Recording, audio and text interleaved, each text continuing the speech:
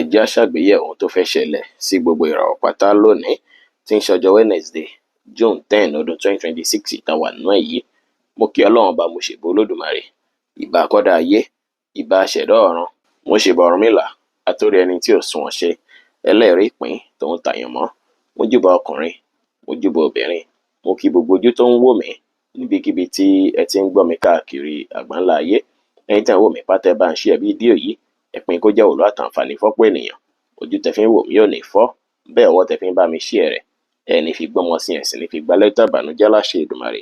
Ẹni ìràwọ̀ yìí náà tó kàn yẹn Aries tàbí láàrin March 21 sí April 20. Ọjọ́ tòní, ọjọ́ tí ó lè rí bákan ló jẹ́, ṣùgbọ́n ọjọ́ tó tún dára ló jẹ́ pẹ̀lú. Ọjọ́ ìjọ tó ṣe bó ṣe ṣe kí ẹ ní àwọn responsibility kan tó ṣe pé ẹ fẹ́ falẹ̀ mọ́ ní inú ilé yín gangan lọ́jọ́ tòní tàbí nínú family tàbí bí bùkátà tí màlẹ́bí kan tó fẹ́ wà lọ́hùn yín lọ́jọ́ tòní tó lè fẹ́ fún yín wàhálà díẹ̀, tó lè fẹ́ fún yín skẹ́ẹ̀sì díẹ̀, bóyá olólùfẹ́ yín kan ló nílò nǹkan kan, bóyá family member kan ló nílò pé lágbájá nǹkan tí mo fẹ́ ká ṣe lélẹ̀, tẹ́yìn tí màá fẹ́ rò pé àìrọ́ ọ̀nà ò lọ bẹ́ẹ̀ tí lè fẹ́ gbé iṣu díẹ̀ tàbí kó ṣe pé ẹ̀yin fúnra lára yín ẹ nílò àwọn nǹkan kan fún ìdàgbàsókè ara yín tó ṣe pé ẹ wà máa wò pé mo dẹ̀ ní láti ṣe nǹkan kan fún family mi kan náà, mo ní láti ṣe nǹkan kan fún ìyàwó mi náà, mo ní láti ra nǹkan kan sínú ilé yìí, mo ní láti san àwọn bíìsì kan nínú ilé yìí tó ṣe pé ẹ wà fẹ́ máa wò pé ọgbọ́n ò lè fẹ́ dá, ọ̀nà ò lè fẹ́ gbà láti jẹ́ káwọn nǹkan yẹn ṣe ṣe. Bákan náà sì rí ẹ máa bíìsì gidi gan lówùúrọ̀ ọjọ́ tòní pẹ̀lú àwọn 1 or 2 task tó wà lọ́wọ́ yín tó ṣe pé ẹ máa fẹ́ máa wò pé jẹ́ tètè meet up, jẹ́ tètè mórí bọ́ ń bẹ̀. Ọjọ́ tòní ẹ fọgbọ́n ṣe fẹ̀lẹ́ ṣe kí àwọn nǹkan tó dàbí tension díẹ̀ yìí tó fẹ́ wáyé kó má affect mọ̀lẹ́bí, kó má affect ìbáṣepọ̀ yín àti mọ̀lẹ́bí, bẹ́ẹ̀ sì ni kó má affect ìbáṣepọ̀ yín àti olólùfẹ́ yín náà pẹ̀lú. Ẹ fọgbọ́n ṣe fẹ̀lẹ́ ṣe ọjọ́ tòní máa lọ dáadáa. Wọ́n best advice tí màá fún yín ni pé tí yín gangan ní kẹ́ kọ́kọ́ falẹ̀ mọ́ o, nǹkan tó bá kan tí yín gangan gbọ̀ngbọ̀ngbọ̀n ní kẹ́ kọ́kọ́ falẹ̀ mọ́. Ẹ má ò lè jẹ́ kí ọ̀rọ̀ family àbí responsibility tẹ́ fẹ́ gbé lásìkò yìí, ẹ má jẹ́ kí ó jẹ́ nǹkan tó máa bí ìrònú tàbí kó bí àìbalẹ̀ ọkàn fún yín kẹ́ sára. Ẹ fọgbọ́n ṣe fẹ̀lẹ́ ṣe kọjọ́ tòní lè lọ dáadáa. Tẹ́ bá ti pamọ́ṣẹ́ dáadáa lénìí, ẹ má rí gbámú tẹ́ máa lè fi gbá àwọn bùkátà tẹ́ fẹ́ gbọ́ yìí. Ọwọ́ ìrọ̀lẹ́ ọjọ́ tòní sì ó ṣe ṣe kí ẹ fẹ́ náwó lórí nǹkan kan lólè dáadáa lọ́wọ́ ọjọ́. Bá ti ń di bí ọwọ́ ọ̀sán mọ́ ìrọ̀lẹ́ ọjọ́ tòní, ó ṣe ṣe kí àsìkò ìjásìkò tó ṣe pé ó máa lágbára díẹ̀ jù, tó ṣe pé ẹ máa ní nǹkan tó pọ̀ rẹpẹtẹ tẹ́ fẹ́ mójútó tó sì jẹ́ pé ó lè fẹ́ la owó lọ dáadáa ní ọjọ́ tí tòní. Ẹ fọgbọ́n ṣe iṣẹ́ á lọ dáadáa, relationship yín lè rí bákan, owó lè wọlé fún yín dáadáa lọ́jọ́ tòní pẹ̀lú tẹ́ bá pálẹ̀ mọ́ṣẹ́. Aago 7 kò gún ìṣẹ́jú láàárọ̀ sí aago 9 kò gún ìṣẹ́jú ní àárọ̀ jí àkókò. Èyí tó dára jù fún yín tí ń ṣe lucky hour fún yín lénìí tí color brown sì jẹ́ color èyí tó dára jù fún yín láti wọ̀ láṣọ ní ọjọ́ tòní. Oníràwọ̀ ìpàlámọ̀ Taurus tàbí láàrin April 21 sí May 20. Ọjọ́ gbígbàdúrà lọ́jọ́ tòní jẹ́. Throughout ọjọ́ tòní ó dára kí ẹ fi dá wà lọ́pọ̀lọpọ̀ gbà láti ṣe prayer, láti máa bẹ lọ́hùn any of your free time. Ẹ rí dájú pé ẹ lò láti fi ṣe prayer dáadáa, láti fi affirmate nǹkan tí ẹ ń fẹ́. Ọjọ́ tòní ọjọ́ tí ó dára ló jẹ́, ọjọ́ tó sunwọ̀n ló jẹ́, ṣùgbọ́n ó ṣe ṣe kí ọ̀pọ̀lọpọ̀ yín kẹfẹ́ ní mood swing. Ara lè fẹ́ máa kan yín bákan, àwọn nǹkan tó dàbí nǹkan tẹ́ need láti jọ́ mẹ́ta tó ṣe pé kò tí click tí ò tí bọ̀ sí, ó lè fẹ́ disturb yín dáadáa lọ́jọ́ tòní. Ọ̀rọ̀ ìgbésí ayé yín lè dàbí ìgbà pé àbí nǹkan tí ẹ ti fẹ́ sọ̀ tàbí pátápátá, àbí kí ló ṣẹlẹ̀ báyìí, àbí kí ló ń lọ báyìí lọ́jọ́ tòní tẹ́ máa fẹ́ máa wò sọ́tùn sósì tẹ́ ní ìrò. Ọjọ́ tòní ó dára kí ẹ gbé ìrònú sí sẹ́gbẹ̀ẹ́ kan, ẹ rí dájú pé ẹ wà àkókò láti ṣe prayer, láti fi kọ̀ nǹkan tó ṣe pé ẹ ò fẹ́, ẹ pàṣẹ ire sínú ayé yín, ẹ pàṣẹ pé kíbi kókó ònú gbèsè ayé yín lọ́jọ́ tòní. Ẹ wà àkókò láti ṣe prayer pàápàá lásìkò lucky hour yín tí ń ṣe aago 9 kò gún ìṣẹ́jú ní àárọ̀ sí aago 11 kù ìṣẹ́jú 5 láàárọ̀. Ẹ wà àkókò yẹn láti fi ṣe prayer. Bẹ́ẹ̀ sì ni ní ọ̀ṣọ́jọ́ tó ṣe pé ó dára kẹ́ fi wà ní àyè tí ó ń pariwo jù bó ṣe yẹ lọ. Ẹ wà níbi tó dákẹ́ rọ́rọ́ ló dára. Ẹ bá gbáriwo gan lọ́jọ́ tòní, a máa kan yín lára. Ìbájọmọ gan ló ń pariwo, a máa kan yín lára díẹ̀ lọ́jọ́ tòní. Ẹ fọgbọ́n ṣe, ẹ fẹ̀lẹ́ ṣe láàyè iṣẹ́ tẹ́ bá lọ síbi iṣẹ́. Ẹ wà lókè, ẹ má bá àwọn èèyàn interact bó ṣe yẹ lọ. Ẹ wà lókè kẹwulẹ̀ dá nǹkan yín ṣe ló dára. Ẹ gulẹ̀ tẹ̀lé nǹkan tó wá ń sọ sí yín lọ́kàn torí ẹ̀mí inú yín máa bá yín sọ̀rọ̀ dáadáa lọ́jọ́ tòní. Ẹ tẹ̀lé, èyí máa fún yín guideline, á jẹ́ kí ọjọ́ tòní lọ bó ṣe yẹ kó lọ. Iṣẹ́ á lọ dáadáa, relationship yín á lọ bó ṣe yẹ kó lọ. Ire owó náà lè wọlé fún yín lénìí pẹ̀lú àpàtẹ̀bàtẹ̀pá mọ́ prayer. Aago 9 kò gún ìṣẹ́jú ní àárọ̀ sí aago 11 kù ìṣẹ́jú 5 láàárọ̀ jí àkókò. Èyí tó dára jù fún yín tí ń ṣe lucky hour fún yín lénìí. Oníràwọ̀ afẹ́fẹ́ aláwàdà Gemini tàbí láàrin May 21 sí June 21. Ọjọ́ yìí ọjọ́ ayọ̀ ló jẹ́, ọjọ́ ìdùnnú ló jẹ́, ọjọ́ tó ṣe é pọ̀pọ̀lọpọ̀ yín ẹ rí àwọn ìgbárùkù tí tẹ́ ń fẹ́ látọ̀dọ̀ àwọn èèyàn dáadáa lọ́jọ́ tòní. Ẹ máa rí èèyàn bá ṣe, ẹ máa rí èèyàn jọ kó wọ́pọ̀ lọ́jọ́ tòní. Ìbáṣepọ̀ yín àtàwọn èèyàn á wọnú ara, á dùn, á dánmọ́rán alárinrin dáadáa lọ́jọ́ tí tòní. Ẹ̀yin jẹ́jẹ́ tajàtajà, ire á wọlé dáadáa níbi business yín dáadáa lọ́jọ́ tòní torí ẹ máa ra àwọn customer dáadáa lénìí. Ọ̀pọ̀lọpọ̀ yín sì rí ó ṣe ṣe kẹ́ lè identify àwọn èèyàn tó ṣe é pé kò wọ̀n yín láti bá ṣe mọ́ àtàwọn èèyàn tó ṣe é pé ẹ̀ ń fẹ́ láti túbọ̀ jẹ́ kí ìbáṣepọ̀ yín wọnú ara. Ẹ máa lè identify wọn lọ́jọ́ tòní. Ẹ máa fẹ́ ṣàìwòye sí nípa àwọn nǹkan wọ̀nyí láti lè mọ ta ni kí n bá ṣe ta ni kí n má bá ṣe ní ọjọ́ ti tòní. Kò sí wàhálà rárá lọ́jọ́ tòní. Free day ló jẹ́ lè fi àkókò àti ìgbà pẹ̀lú àwọn ọ̀rẹ́ pẹ̀lú àwọn olólùfẹ́ yín. Ẹ̀yin tẹ̀sí ń ṣiṣẹ́ tó jọmọ́ tí ń wọ̀ kiri àwọlé dáadáa lọ́jọ́ tòní. Ẹ̀yin tẹ̀sí wà níbi iṣẹ́ náà tó ṣe pé iṣẹ́ oṣù ni ẹ máa rí support àwọn colleague yín dáadáa lọ́jọ́ tòní. Iṣẹ́ á lọ dáadáa, relationship yín á lọ bó ṣe yẹ kó lọ. Èrè owó á wọlé fún yín lénìí. Aago 11:05 láàárọ̀ sí aago 1:05 ní ọ̀sán jẹ́ àkókò èyí tó dára jù fún yín tí ń ṣe lucky hour fún yín lénìí tí kọ́lọ̀ turquoise blue sì jẹ́ kọ́lọ̀ èyí tó dára jù fún yín láti wọ̀ láṣọ ní ọjọ́ tòní. Oníràwọ̀ mi agbára cancer tàbí láàrin June 22 sí July 22 ọjọ́ yìí yóò gbà kíyèsára dáadáa látàrí pé ọjọ́ tòní àwọn ọkọ̀ máa fẹ́ ṣẹlẹ̀ tó máa dàbí ìpèníjà díẹ̀ ní ibi iṣẹ́ yín. Ó ṣeé ṣe kí àwọn kankan fẹ́ ṣẹlẹ̀ mẹ́tò ṣe pé a fẹ́ stress yín, a fẹ́ mú kí ẹ fẹ́ máa ṣà àwọn iṣẹ́ kan láṣetúnṣe pé àṣé mo ti ṣe dáadáa ṣá àbí mi ti ṣe dáadáa. Ó lè jẹ́ customer lè máa ṣiṣẹ́ fún lọ́jọ́ tòní tẹ́yìn máa ti rò bóyá mo ti ṣe tó ti perfect nìyẹn tẹ́niyá wá tó wá máa complain pé irọ́ wò ṣe dáadáa, irọ́ báwo ló ṣe complain lè pọ̀ látọ̀dọ̀ customer lọ́jọ́ tòní. Ẹ wá kíyèsára dáadáa tẹ́ bá ń ṣiṣẹ́ lọ́jọ́ tòní kẹ́ má ṣe mistake rárá. Ẹ farabalẹ̀ wo iṣẹ́ náà fínífíní kẹ́ má ṣàṣìṣe torí àṣìṣe tẹ́ bá ṣe ó ṣeé ṣe kó fẹ́ mú kí ẹ fẹ́ ná owó tó ṣe pé ẹ expect rárá ní orí iṣẹ́ tí ẹ ń ṣe lọ́jọ́ tòní. Ẹ sì rí dájú pé ẹ ṣọ́ igba yín dáadáa lọ́wọ́ ọ̀sán mọ́rọ̀lẹ́ ọjọ́ tòní. Ẹ̀yin tẹ́ ń tajà kó má jẹ́ pé ọ̀tá yín máa lọ tajà fún ẹni tó ṣe pé a fẹ́ gba yín. Ẹ calculate owó dáadáa. Ẹ rí dájú pé ẹ tẹ̀lé nǹkan tí a mẹ́nubà ìkọ́jọ́ tòní lé lọ dáadáa kẹ́ má pàdánù owó torí higher chance wà ń pọ̀pọ̀lọpọ̀ yín lè pàdánù nǹkan bí owó lọ́jọ́ tòní. Ẹ sì ṣọ́ra ṣe pẹ̀lú ojú àánú. Ẹ má ṣàánú ju bó ṣe yẹ lọ pàápàá pẹ̀lú business yín. Ẹ má fi ojú àánú kún business rárá lọ́jọ́ tòní. Ẹ wà serious kẹ́dẹ̀ dájú pẹ̀lú business yín lọ́jọ́ tòní. Wípé lábọ́já máa mú lọ máa padà máa gbowó létà bí àwìn bí nǹkan ẹ jìnnà sí pátápátá lọ́jọ́ tòní kẹ́ bá máa kábàámọ̀ bọ̀ bẹ́ẹ̀ ọjọ́ tòní á lọ dáadáa tẹ́ bá fọgbọ́n ṣe tẹ́ fẹ̀lẹ́ ṣe. Ọ̀rọ̀ iṣẹ́ náà ló máa wà lọ́kàn yín gbágbágbá dáadáa lọ́jọ́ tòní. Ẹ rí dájú pé ẹ gbèsè tara yín kẹ́ plan ara yín dáadáa lọ́jọ́ tòní. Àwọn nǹkan mìíràn wà tó lè máa wọ̀n yín láti ṣe ní àyè iṣẹ́ lọ́jọ́ tòní. Tẹ́ bá rí pé nǹkan yìí agbára ò tí ì gbé àbí kò tí ì work tiẹ̀ ẹ wulẹ̀ fílẹ̀ ẹ wulẹ̀ pa tiẹ̀ má wulẹ̀ tí ilẹ̀ fẹ́ rajà tuntun ní ṣọ́ọ̀bù lọ́jọ́ tòní. Abẹ́ fẹ́ kówó lórí investment tuntun àbí business tuntun lọ́jọ́ tòní àbí career development rárá lọ́jọ́ tòní kẹ́ fọgbọ́n ṣe kẹ́ fẹ̀lẹ̀ ṣe kí ni lè lọ dáadáa. Ìfẹ́ lè rí bákan relationship yẹn á lọ dáadáa. Iye owó lè rí bákan lọ́jọ́ tòní. Aago 1:05 ní ọ̀sán sí aago 3:20 ní ọ̀sán jí àkókò èyí tó dára jù fún yín tí ń ṣe lucky hour fún yín lénìí tí kọ́lọ̀ army green sì jẹ́ kọ́lọ̀ èyí tó dára jù fún yín láti wọ̀ láṣọ ní ọjọ́ tòní. Oníràwọ̀ iná tó gbóná rere Leo tàbí láàrin July 23 sí August 22 lọ́jọ́ tó dára lọ́jọ́ tòní jẹ́ ọjọ́ tó ṣe pé tẹ́ bá jí ẹ máa jí pẹ̀lú àyíyá gágá àti ìdùnnú látàrí pé ó ṣeé ṣe kí ọ̀pọ̀lọpọ̀ yín kí ẹ máa ní àwọn ìrìnàjò kan tẹ́ fẹ́ rìn lásìkò yìí tàbí kó ṣe pé ẹ máa gbúrò kèrè tẹ́ máa dùnnú tẹ́ máa yọ̀ lọ́jọ́ tòní. Ọjọ́ ìdùnnú ọjọ́ ayọ̀ lọ́jọ́ tòní jẹ́ tó ṣe pé ẹ máa fẹ́ free ẹ̀yin sì ní fẹ́ ìnira fọ́mọlàkejì náà pẹ̀lú àwọn nǹkan kan wà bí àìdíà bí àwọn ìmọ̀ kan tó ṣe pé ẹ máa mọ̀ lọ́jọ́ tòní tó ṣe pé ó máa ràn yín lọ́wọ́ fún ìgbésí ayé yín. Èyí dára púpọ̀ fún yín láti fi wá ìmọ̀ láti fi wọ́ ọgbọ́n kọ́gbọ́n láti fi wóye kúnye. Ọjọ́ tòní jẹ́ tó ṣe pé kò dára kí ẹ fi gbé nǹkan rẹpẹtẹ sọ́kàn ju bó ṣe yẹ lọ. Ẹ lè plan ara yín dáadáa. Ẹ lè plan nǹkan tẹ́ fẹ́ ṣe lọ́jọ́ iwájú lọ́jọ́ tòní. Ẹ lè fi ní prepare kalẹ̀ fún future preparation tẹ́ bá ṣe kalẹ̀ lọ́jọ́ tòní. Ohun tẹ́ bá plan lọ́jọ́ tòní tẹ́ bá finalize síbí kan nǹkan tẹ́ finalize lé lórí yẹn tẹ́ bá tẹ̀lé abídàgbàsókè ní ọjọ́ iwájú fún yín. Ọjọ́ yẹn ọjọ́ tó dára ni tó ṣe pé ẹ máa free pẹ̀lú àwọn èèyàn náà free pẹ̀lú yín. Ọpọlọ yín á sì jí pé tẹ́ máa wà very brilliant dáadáa. Iṣẹ́ á lọ dáadáa relationship yín á lọ bó ṣe yẹ kó lọ èrè owó náà wọlé fún yín lénìí. Aago 3:20 ní ọ̀sán sí aago 6:25 ní ìrọ̀lẹ́ jẹ́ àkókò èyí tó dára jù fún yín tí ń ṣe lucky hour fún yín lénìí tí kọ́lọ̀ grey sì jẹ́ kọ́lọ̀ èyí tó dára jù fún yín láti wọ̀ láṣọ ní ọjọ́ tòní. Oníràwọ̀ ìpẹ́ funfun Virgo tàbí láàrin August 23 sí September 22 ọjọ́ ti tòní ọjọ́ tó dára ló jẹ́ ọjọ́ rere ló jẹ́ pẹ̀lú ọjọ́ tó ṣe pé possibility wà kí ìbàjẹ́pọ̀ yín àti olólùfẹ́ yín kó túbọ̀ wọnà ara sí dáadáa látàrí pé bóyá láti bíjọ́ mẹ́ta ó ṣe ṣe kí àwọn ìgbọ̀rẹ́ ní yédìí díẹ̀ kó máa wáyé ṣùgbọ́n lásìkò yóò ṣe ṣe kí intimacy yín kó dìpò dáadáa tó ṣe pé ọ̀pọ̀lọpọ̀ yín gan ọjọ́ tòní ẹ máa fẹ́ máa wá àwọn àtúnṣe àtàwọn ìyípadà kan lórí ọ̀rọ̀ ìgbésí ayé tí yín gangan personally ó sì ṣe ṣe kí àwọn àǹfààní kan tẹ́ òró kan àbí ìtẹ́yìn iṣẹ́ fún kó wọlé fún yín dáadáa lọ́jọ́ tòní tẹ́lẹ̀ àti ìbídùnnú tábáyọ̀ fún yín. Ọjọ́ tòní ọjọ́ tó dára láti fi ronú jinlẹ̀ nípa ìgbésí ayé yín introspect kẹwọ̀nà tẹ́ fẹ́ gbé gbà kẹwọ́ bá ẹ fẹ́ sọ̀rọ̀ ìgbésí ayé yín èyí ó dára láti fi sọ secret jáde.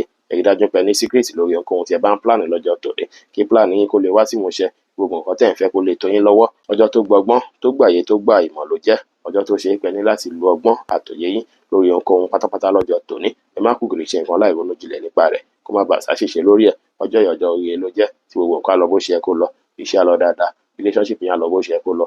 Owó gan máa wọlé lọ́jọ́ tòní tí ó sì ní sí ìnira rárá lórí ọ̀rọ̀ bí ẹ ṣe ń wá owó lọ́jọ́ sí tòní. Aago 6:25 ní ìrọ̀lẹ́ sí aago 7:06 ní ìrọ̀lẹ́ jí àkókò èyí tó dára jù fún yín tí ń ṣe lucky hour fún yín lénìí tí kọ́lọ̀ brown sì jẹ́ kọ́lọ̀ èyí tó dára jù fún yín láti wọ̀ láṣọ ní ọjọ́ tòní. Oníràwọ̀ afẹ́fẹ́ má rí mi fín Libra tàbí láàrin September 23 sí October 22 ọjọ́ yìí ọjọ́ tó dára ló jẹ́ bó tilẹ̀ jẹ́ pé àárín àti olólùfẹ́ yín ó ṣeéṣe kí ó má fi bẹ́ẹ̀ gùn régé tó ó ṣeéṣe kó ṣe pé nǹkan kan wà tó ṣe pé ẹ máa fẹ́ go through bí stress díẹ̀ fún ẹni tó jẹ́ bí olólùfẹ́ yín tàbí other gender ní ọjọ́ sí tòní. Bákan náà sì ré ní àyè iṣẹ́ kíyèsára dáadáa issue lè wáyé ní àyè iṣẹ́ púpọ̀ lọ́jọ́ tòní. Ẹ lè fẹ́ tẹ́ olólùfẹ́ lọ́rùn ẹ sì lè fẹ́ láwọn nǹkan tẹ́ fẹ́ mójútó láàyè iṣẹ́ tó ń wùn yín lọ́kàn gbàgbàgbà pé mo fẹ́ ṣe gbá mo fẹ́ ṣàwo àyè iṣẹ́ sì rí ẹ tún kíyèsára dáadáa ẹ má sì torí gbẹ̀fẹ́ tó olólùfẹ́ yín lọ́rùn kẹ́ lọ jẹ́ kí yín affect àwọn opportunity tó yẹ kó wọlé fún yín lọ́jọ́ tòní láàyè iṣẹ́ bó ṣe ṣe kó opportunity wáyé lọ́jọ́ tòní ó kọ́ ṣe é ṣe kí ẹ láwọn responsibility kan tí ẹ fẹ́ falẹ̀ mọ́ ní ibi iṣẹ́ lọ́jọ́ tòní àwọn kan náà máa wùn yín lọ́kàn pé àjẹ́ kí n ṣiṣẹ́ mi báyìí jẹ́ ń gbégbá báyìí jẹ́ ń gbégbá bákan ẹ rí dájú pé ẹ tẹ̀lé bẹ́ẹ̀ ẹ bá tẹ̀lé bẹ́ẹ̀ stress ilé pọ̀ ló start lódodo ṣùgbọ́n ní ìgbẹ̀yìn ìdùnnú adé ayọ̀ adé láṣẹ lọ́wọ́ Ọlọ́run ọba ọwọ́ sànmọ́wọ́ lọ́jọ́ tòní ẹ má fi lè fẹ́ kówó lé nǹkan kan ní àyè ibi iṣẹ́ ẹ rí dájú pé ẹ skip eléyìí sí di ọ̀la ṣáájú kí ẹ tó ní ẹ fẹ́ kówó lé nǹkan kan ní àyè iṣẹ́ ṣùgbọ́n ní pàápàá jùlọ ọ̀rọ̀ olólùfẹ́ yín ló máa wà lọ́kàn yín ẹ má sì torí pé fẹ́ tẹ́ wọn lọ́rùn kẹjẹ́ kí yẹn pa ìgbésí ayé tí yín lára ẹ má inconvenience ara yín torí tẹlòmíì lọ́jọ́ sí tòní ẹ fọgbọ́n ṣe ẹfẹ̀ lẹ́ṣẹ́ kọjọ́ tòní lé lọ dáadáa tí ó lè rí bákan relationship yín náà ó lè rí bákan ṣùgbọ́n ire owó ṣeéṣe kí ó wọlé tẹ́ bá fọgbọ́n ṣe lọ́jọ́ tòní tẹ̀tẹ̀lé àlàkalẹ̀ wáyé aago 7:06 ní àṣálẹ́ sí aago 9:05 ní àṣálẹ́ jí àkókò èyí tó dára jù fún yín tí ń ṣe lucky hour fún yín lénìí tí kọ́lọ̀ brown sì jẹ́ kọ́lọ̀ èyí tó dára jù fún yín láti wọ̀ láṣọ ní ọjọ́ tòní. Oníràwọ̀ òmìtútù Scorpio tàbí láàrin October 23 sí November 22 ọjọ́ yìí ọjọ́ tí ó dára ló jẹ́ bó tilẹ̀ jẹ́ pé stress àfẹ́ pọ̀ púpọ̀ fún yín lénìí o stress àpọ̀ ìyapa rẹpẹtẹ lọ́jọ́ tòní máa busy dáadáa pẹ̀lú bẹ́ẹ̀ ṣe wá busy tó ẹ̀ wá gbọ́dọ̀ ní procrastinate àbẹ́ ń ṣèmẹ́lẹ́ rárá ẹ má ṣọ̀lẹ rárá lọ́jọ́ tòní ẹ falẹ̀mọ́ṣẹ́ tẹ bá yẹ falẹ̀mọ́ṣẹ́ síbẹ̀ ṣe máa ráǹfààní àtòrí gbámú sí ẹ má tún kù gìrì ṣe nǹkan lójijì ẹ rí dájú pé ẹ ń ṣe kan ní jẹ̀lẹ̀kẹ́ ẹ ń ṣe nǹkan ní ṣìṣẹ́ ń tẹ̀lé ẹ kò ní méjì bọ̀ náà lẹ́ẹ̀kan ṣoṣo èyí ló máa mú yín ṣàṣeyọrí lórí ohunkóhun tí ẹ bá dáwọ́lé lọ́jọ́ tòní òwe tẹ bá dáwọ́lé pátá lè máa ṣàṣeyọrí lórí ẹ̀ láṣẹ Ọlọ́run ọba iṣẹ́ lọ dáadáa relationship yẹn lọ bó ṣe kó lọ irú náà wọlé fún yín tẹ bá falẹ̀mọ́ṣẹ́ dáadáa lọ́jọ́ tòní aago 9:05 ní àṣálẹ́ sí aago 11:10 ní àṣálẹ́ jí àkókò èyí tó dára jù fún yín tí ń ṣe lucky hour fún yín lénìí tí kọ́lọ̀ army green sì jẹ́ kọ́lọ̀ èyí tó dára jù fún yín láti wọ̀ láṣọ ní ọjọ́ tòní. Oníràwọ̀ inú àtùpà Sagittarius tàbí láàrin November 23 sí December 22 ọjọ́ yìí ọjọ́ tó dára ló jẹ́ o ọjọ́ tó ṣe pé ọpọlọ yín á jí pépé ẹ máa wà sound ẹ máa mọ̀ nǹkan tẹ̀ ń ṣe dáadáa gbogbo nǹkan tẹ́ bá ń ṣe pátápátá báyìí àṣeyọrí lẹ máa ṣe gbogbo ìta bá dáwọ́lé ó máa rí bí ẹ ṣe ń fẹ́ máa ṣe láṣeyọrí ní bẹ́ẹ̀ sì ni tí ẹ bá ń fọwọ́ yín àtò lọ́jọ́ tòní àwọn yẹn àgbà tí yín dáadáa lọ́jọ́ tòní ìdùnnú àtàrà lẹ́yìn àfi lọ́jọ́ tòní tó ṣe pé bí kẹ́ ṣàwàdà bí kẹ́ dẹ́wẹ̀kẹ́ òun ni ọjọ́ tòní máa rí fẹ́yìn tẹ́ ń lò ràwọ̀ yìí ọ̀pọ̀lọpọ̀ yín lọ́jọ́ ti tòní ẹ máa ríre gbámú dáadáa tó ṣe pé eré ìdùnnú ni yóò jẹ́ ẹ falẹ̀mọ́ṣẹ́ dáadáa lọ́jọ́ tòní ẹ má ṣe mẹ́lẹ̀ ẹ má ṣọ̀lẹ ẹ má jẹ́ káwàdà pọ̀ ju seriousness yín lọ lọ́jọ́ tòní ẹ ṣe dáadáa sáwọn ọmọdé lọ́jọ́ ti tòní ṣíṣe dáadáa tí wọ́n lè bí ìwọ́dù èyí tó ṣe pé ẹ ò tiẹ̀ rò kàn rárá lọ́jọ́ tòní ọjọ́ rere lọ́jọ́ tòní jẹ́ fẹ́yìn tẹ́ ń lò ràwọ̀ yìí tó ṣe pé àtọ̀rẹ́ àtọ̀gá àtọmọṣẹ́ gbogbo wọn pátá ló máa gbà tí yín lọ́jọ́ ti tòní ẹ lo creativity yín lọ́nà tó máa gbà wọn ìgbésí ayé yín lọ́wọ́ dáadáa lọ́jọ́ tòní ẹ lè fọpọlọ gbé nǹkan tuntun kalẹ̀ lọ́jọ́ tòní bóyá lórí iṣẹ́ ẹ̀yin tẹ́ ń ṣiṣẹ́ ọwọ́ ẹ lè tún create style lọ́jọ́ tòní ìtẹ́ create yẹn lè bí ìrànlọ́wọ́ ó lè bí àwọn ṣe fún yín ẹ sì rí dájú pé àyíká yín wà ní ìmọ́tótó gbogbo nǹkan tẹ́ bá sì ń ṣe ẹ rí dájú pé ẹ ń ṣe with perfection kó lè jẹ́ nǹkan tó ṣe pé á jẹ́ òrí fáwọn èèyàn tí wọ́n lè ràn yín lọ́wọ́ tẹ́ lè fi ríre gbámú dáadáa ní ọjọ́ ti tòní free day lọ́jọ́ tòní jẹ́ tẹ́yìn gan arídùnú tẹ́ máa ráyọ̀ nǹkan tó sì máa fún yín pleasure báyìí lẹ́ẹ̀ máa wá lọ́jọ́ ti tòní iṣẹ́ á lọ dáadáa relationship yẹn á lọ bó ṣe kó lọ ire owó náà lè wọlé fún yín lénìí pẹ̀lú aago 10:20 ní àárọ̀ sí aago 11:20 láàárọ̀ jí àkókò èyí tó dára jù fún yín tí ń ṣe lucky hour fún yín lénìí tí kọ́lọ̀ lime yellow sì jẹ́ kọ́lọ̀ èyí tó dára jù fún yín láti wọ̀ láṣọ ní ọjọ́ tòní. Oníràwọ̀ ìpele èrò Capricorn tàbí láàrin December 23 sí January 19 ọjọ́ tòní ọjọ́ tó dára ló jẹ́ ọjọ́ rere ló jẹ́ pẹ̀lú ṣùgbọ́n ẹ kíyèsára pẹ̀lú ọ̀rọ̀ tinú ilé yín àtọwọ́ relationship yín olólùfẹ́ yín máa nílò kankan bóyá inú ilé lẹ́jọ́ máa wà tó ṣe pé clash díẹ̀ lè fẹ́ wáyé bóyá látara nǹkan tó ṣe pé ó ń mú olólùfẹ́ yín gan lọ́kàn pé lágbájá jẹ́ ká ṣe nǹkan báyìí jẹ́ ká gbègbèsẹ̀ báyìí lórí ọ̀rọ̀ inú ilé tó ṣe pé ẹ̀yin á máa wọ̀ pé irọ́ má jẹ́ ká ṣe báyẹn ìyẹn lè fẹ́ ná wa lówó nǹkan lè fẹ́ ṣẹlẹ̀ ọjọ́ tòní ẹ fọgbọ́n ṣe fẹ̀lẹ̀ ṣe ó ṣeé ṣe kí ẹ ní owó tẹ fẹ́ ná ló ṣe pé olólùfẹ́ yín ló máa fẹ́ kọ́ọ̀sì rẹ̀ lọ́jọ́ tòní tàbí kó ṣe pé lówó tẹ máa ná lé wọn lórí lọ́jọ́ tòní. Ẹ̀yin àti olólùfẹ́ yín ṣe kí kíláàsì díẹ̀ fẹ́ wáyé lọ́jọ́ tòní. Àìgbọ́ra-ẹni-yé lè fẹ́ wáyé lọ́jọ́ tòní díẹ̀. Ó lè jẹ́ lórí ọ̀rọ̀ owó, ó sì lè jẹ́ lórí àwọn nǹkan tó ń ní ṣe ẹ fọgbọ́n ṣe lọ́jọ́ tòní. Ẹ kíyèsára, pàápàá nínú ilé yín, ó ṣe é ṣe kí ẹ fẹ́ ní àwọn nǹkan kan tó ṣe pé ó máa wọlé bí nǹkan tẹ máa rí bí responsibility tẹ gbọ́dọ̀ fà lẹ́mọ̀ tẹ gbọ́dọ̀ mójútó ní kíákíá nínú ilé lọ́jọ́ tòní. Tá sì fẹ́ ná yín ní owó tí lè sì lè fẹ́ kọ́ sí iṣu láàrin yín àti olólùfẹ́ yín. Tẹ bá ti fọgbọ́n ṣe tẹ fẹ́ lẹ iṣẹ́ ọjọ́ tòní á lọ bó ṣe yẹ kó lọ. Ire wá wọlé fún yín lè ní iṣẹ́ á sì lọ dáadáa. Ṣùgbọ́n relationship yẹn lè rí bákan. Aago 4 kù ìṣẹ́jú 10 ní ọ̀sán sí aago 5 kù ìṣẹ́jú 10 ní àṣálẹ́ jẹ́ àkókò èyí tó dára jù fún yín tí ń ṣe lucky hour fún yín lénìí tí kọ́lọ̀ light green sì jẹ́ kọ́lọ̀ èyí tó dára jù fún yín láti wọ̀ láṣọ ní ọjọ́ tòní. Oníràwọ̀ afẹ́fẹ́ oníbínú Aquarius tàbí láàrin January 20 sí February 18 ọjọ́ tòní. Ọjọ́ tí ó dára ló jẹ́, ọjọ́ tí ó sunwọ̀n ló jẹ́ pẹ̀lú, ọjọ́ tó ṣe pé ìrẹ́pọ̀ tó dánmọ́ wọn á wáyé láàrin èèyàn àti àwọn èèyàn tó súnmọ́ yín pẹ́kípẹ́kí lọ́jọ́ tòní. Ìfọ̀rọ̀wérọ̀ àjágere ó ṣeé ṣe lọ́jọ́ tòní kí ẹ rọ́gbọ̀n kọ́kọ́ lára èèyàn, ó sì ṣe káwọn èèyàn kọ́gbọ́n lára yín. Ẹ wá jìnnà sí argument rẹpẹtẹ lọ́jọ́ tòní o. Ẹ jìnnà sí argument.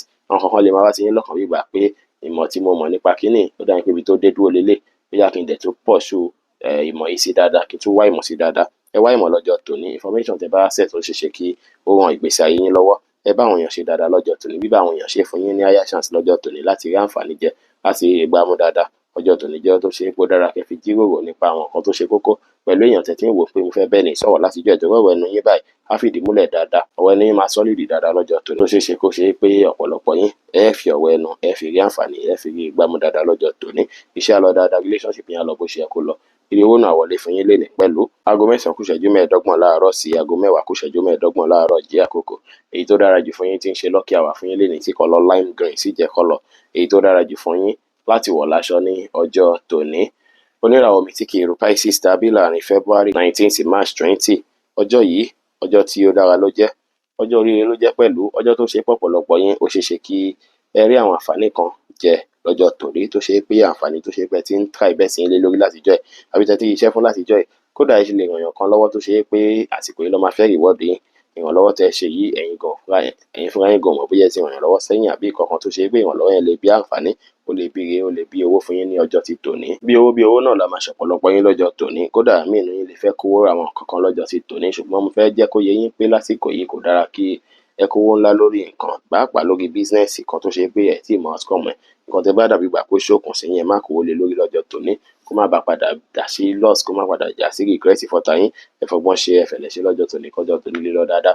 Ẹ plan ara yín dáadáa lọ́jọ́ tòní. Ẹ má rush jù àwọn nǹkan kíkan tẹ bá ń ṣe ẹ ṣe ní jẹ̀lẹ̀kẹ́ ní ṣísẹ̀ntẹ̀lé bẹ́ẹ̀ ṣe ń ṣe láwẹ́láwẹ́ náà lẹ́ẹ̀fì lè rí ọ̀nà gbọ́rọ́gbá mú.